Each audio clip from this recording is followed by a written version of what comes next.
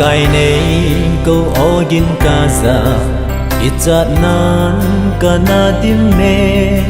hình lâu le hát lâu ta kahi tin nang ma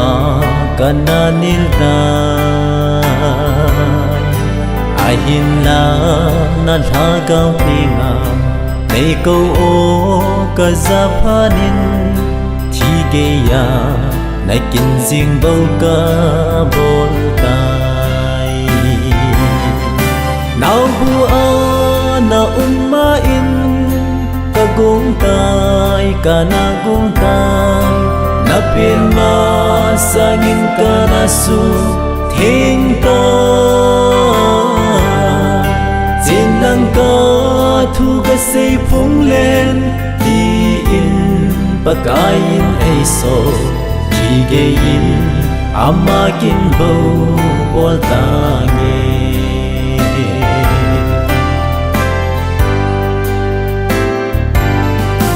si na le thip na hin nei lo mi mu si le mi gen thei izong le chun pa na de ye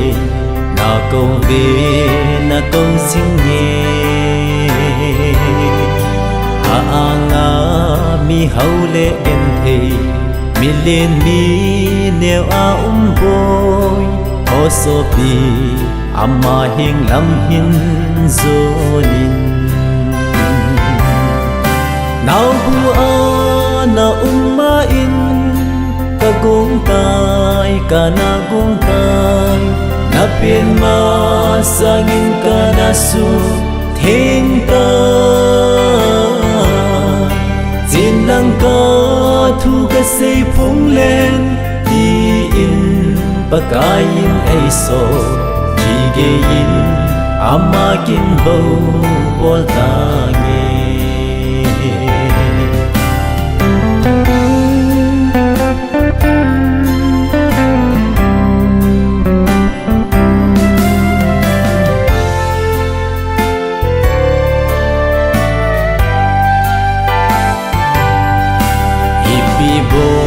dia hitchi munna na him ki gel temin horep song ko mun thip ta le na ki sel na akonin pakain athu sei ding in na câu ve na câu jing nghe thi na a quy mang ho chu pui do in nào bua na in kagong tay kana gong tay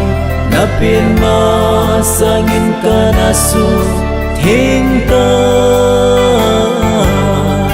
jin nang ka